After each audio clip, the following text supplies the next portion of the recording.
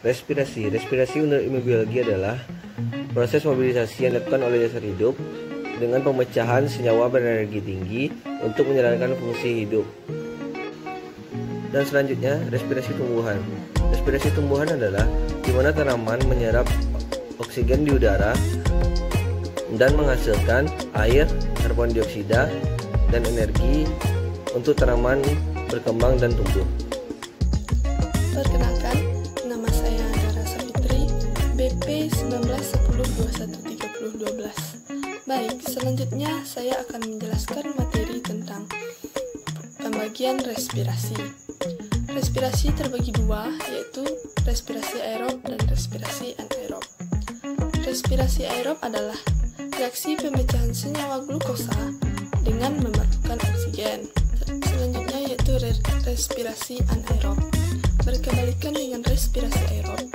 Respirasi anaerob adalah proses pemecahan senyawa glukosa yang tidak membutuhkan oksigen.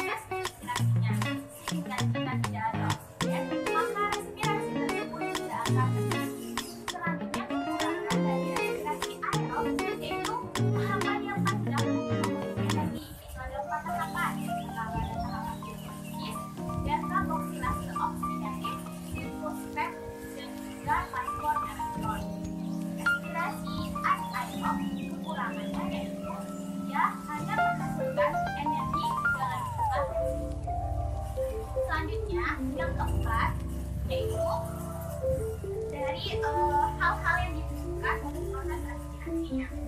Respirasi aerob, dia membutuhkan hal seperti bahannya itu glukosa dan juga oksigen. Sedangkan respirasi anaerob, dia hanya membutuhkan glukosa dan juga proses oksigenasi. Selanjutnya yang kelima, yaitu dari tempat terjadinya. Respirasi aerob terjadi di plasma dan juga sitoplazma. Sedangkan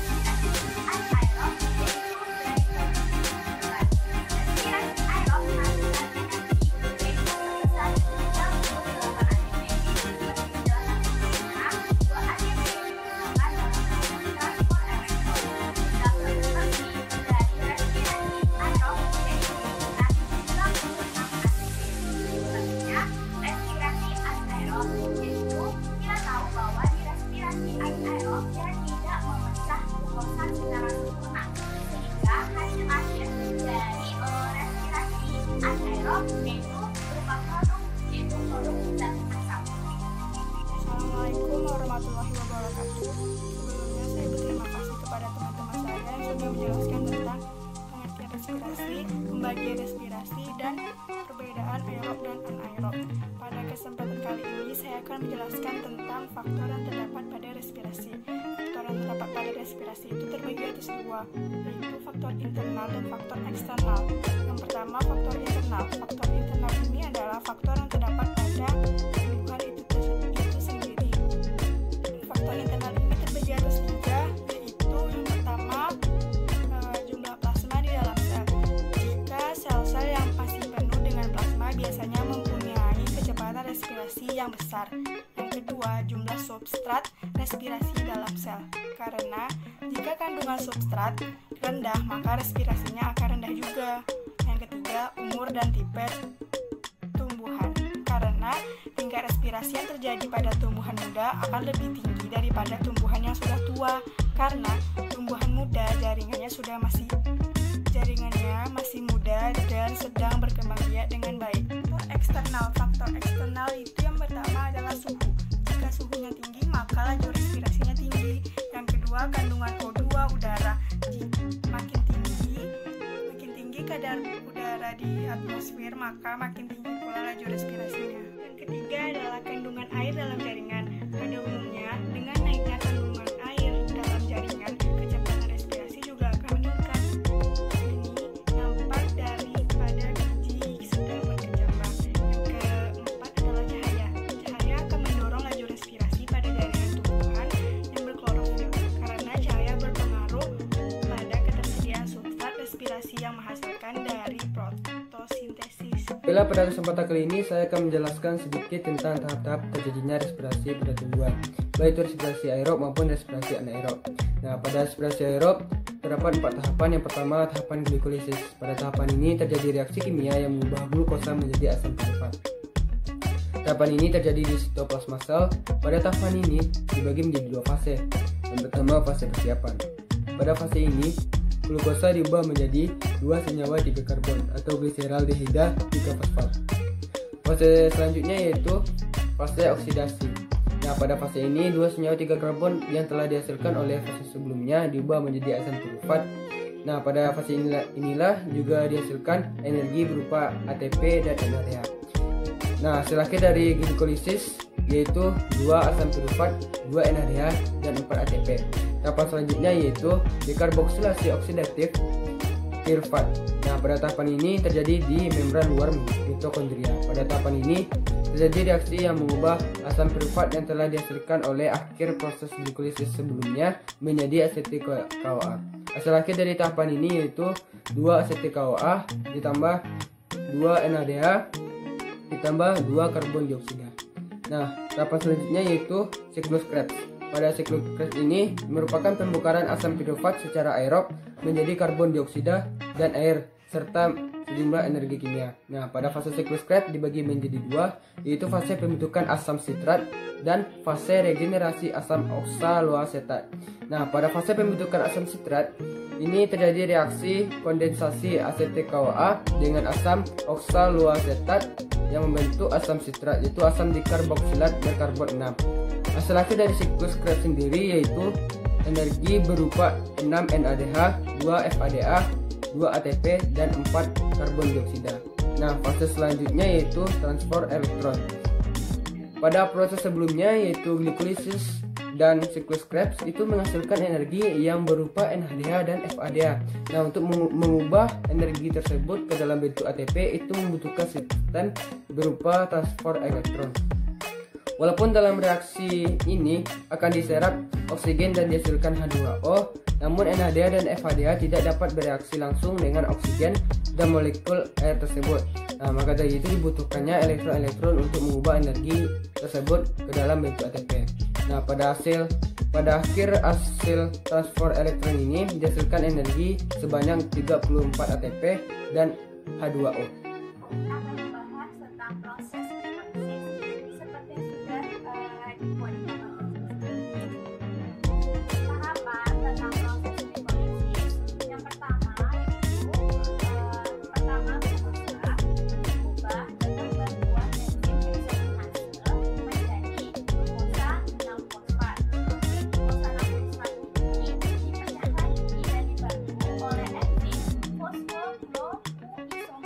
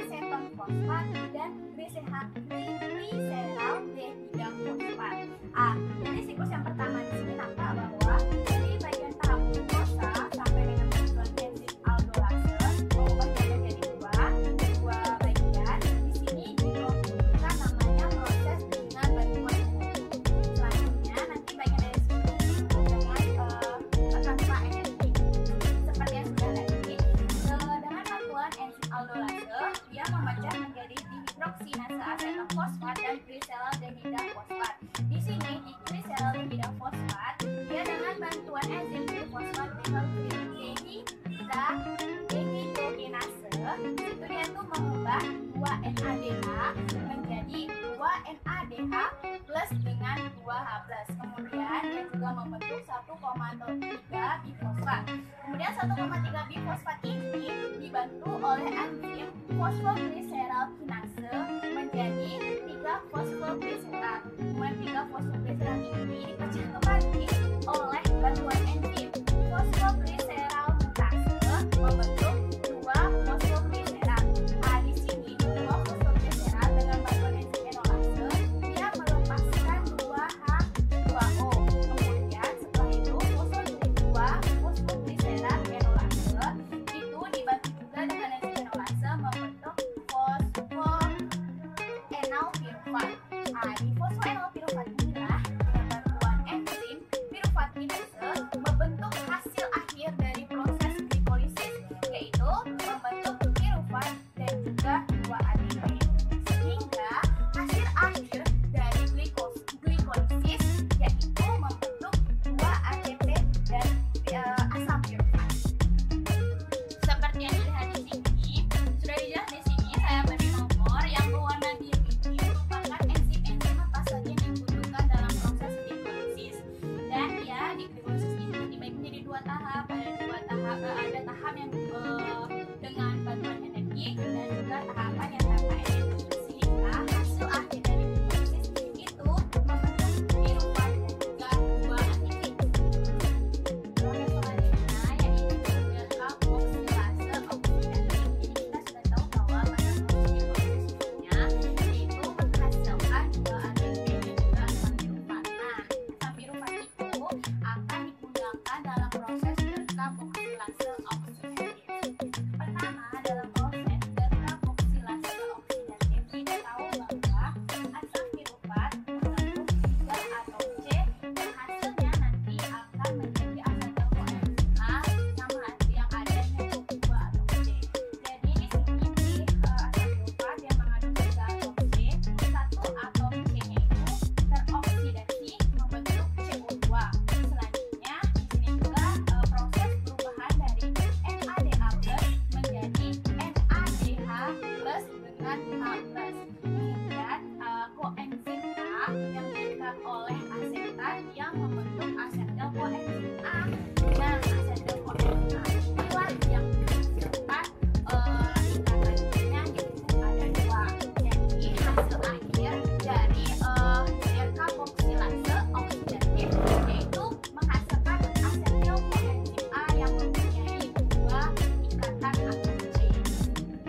Jadi sudah terlihat jelas di sini bahwa hasil akhir dari glikolisis berupa asam pirufat di DO atau proses dekarboksilase oksidatif diubahnya menjadi asetil koenzim A.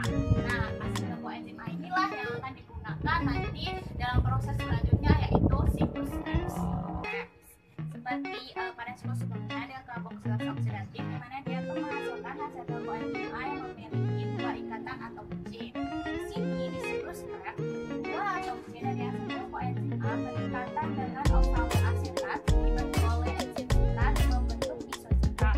Kemudian isositrat ini dibantu oleh enzim akronitase membentuk alfa ketoglutarate. Mana di alfa ketoglutarate ini dia melepaskan CO2 dan menghasilkan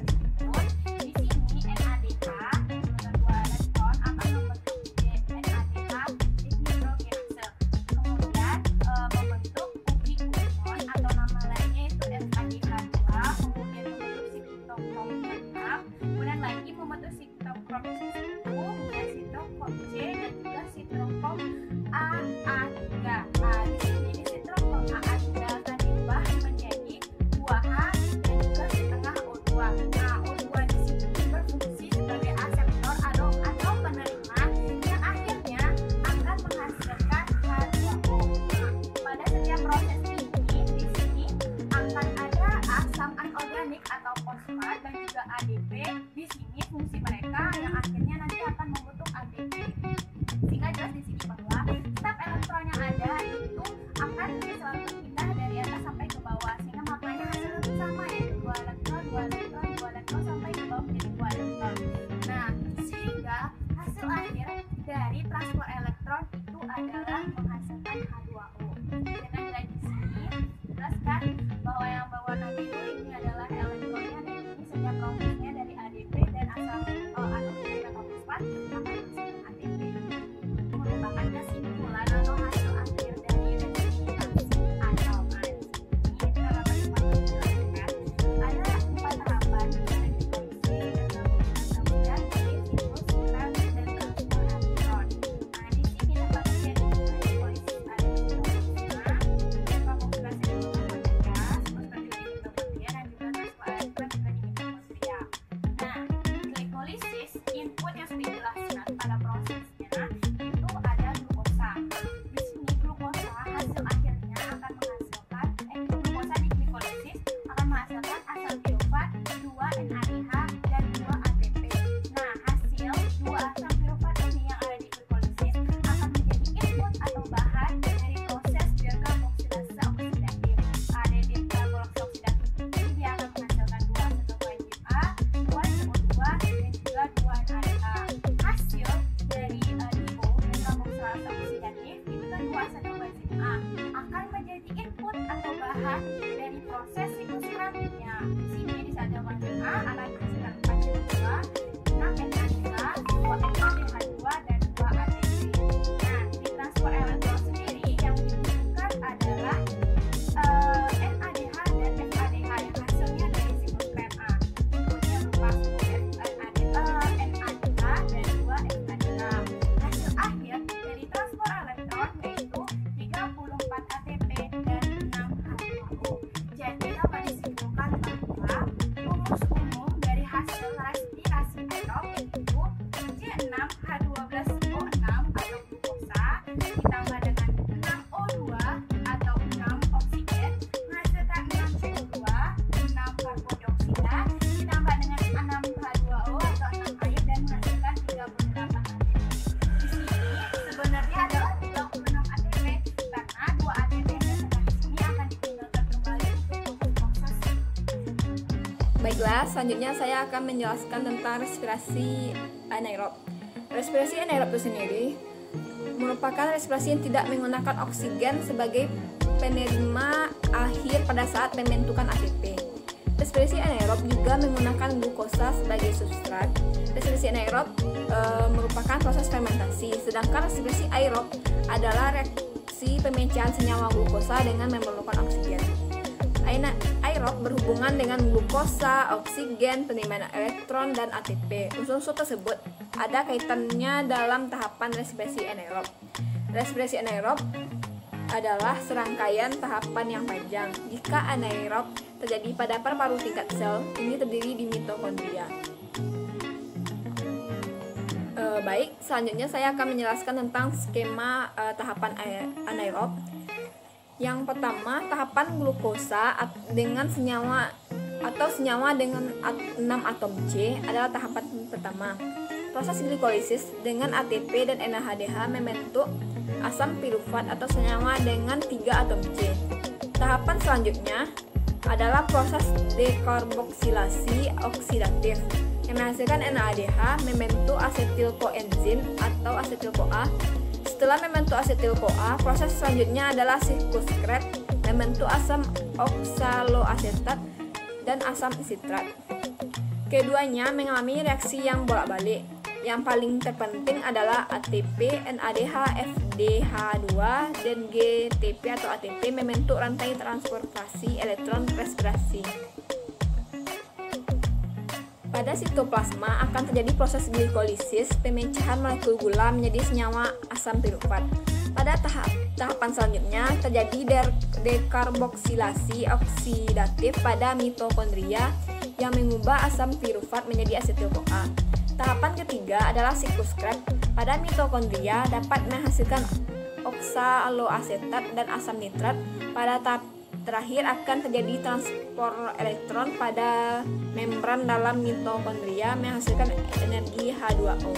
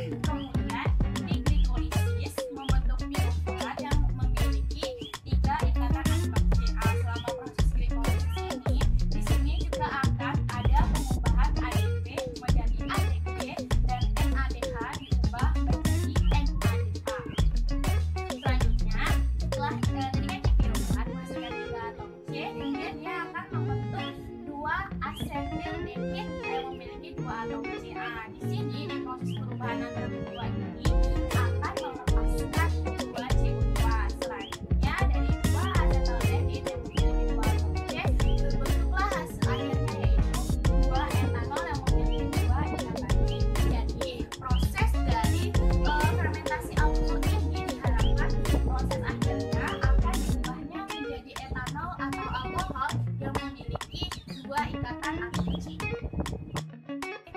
Di dalam respirasi anaerob kan hanya terjadi proses fermentasi. Jadi di sini fermentasinya ada fermentasi alkohol dan fermentasi asam lambda. Nah, di sini juga sudah dijelaskan tentang proses terjadinya. Nah, di sini kesimpulannya adalah di dalam fermentasi alkohol di mana glukosa diharapkan akan berubah menjadi etanol atau alkohol yang kemudian di sini juga akan menghasilkan energi dalam jumlah 2 ATP. Nah, kalau fermentasi asam lambda seperti itu, glukosa diharapkan akan berubah menjadi asam laktat dan juga menghasilkan energi sebesar 2 ATP. Nah, sudah jelaskan bahwa memang di dalam respirasi aerob dan respirasi anaerob itu menghasilkan energi dalam jumlah sedikit, yaitu 2 ATP dari setiap fermentasinya. Baiklah, pada kesempatan kali ini saya akan menjelaskan materi singkat mengenai titrasi. Titrasi adalah prosedur menetapkan kadar suatu larutan dengan mereaksikan sejumlah larutan tersebut yang volumenya terukur dengan satu larutan lain yang telah diketahui kadarnya atau larutan standar secara bertahap. Berdasarkan jenis reaksi terjadi, titrasi dibedakan menjadi titrasi asam basa, titrasi pengendapan, dan titrasi redoks. Adapun pengertian titrasi asam basa, itu merupakan penentuan kadar satu larutan basa dengan larutan asam yang ingin diketahui kadarnya, atau sebaliknya, kadar suatu larutan asam basa dengan larutan basa yang ingin diketahui dengan didasarkan pada reaksi neutralisasi. Perubahan pH pada titrasi asam basa, pada saat larutan basa diteteksi dengan larutan asam, pH larutan akan turun. Dan sebaliknya, jika larutan asam diteteksi dengan larutan basa, maka pH akan naik. Jika pH larutan asam atau basa dikeluarkan sebagai fungsi dari volume larutan basa atau asam yang diteteskan, maka akan diperoleh suatu grafik yang disebut dengan kurva titrasi. Adapun rumus titrasi asam basa, yang pertama rumus titrasi asam basa monovalen atau divalen. Rumusnya Ma dikali Va sama dengan Mb dikali Vb.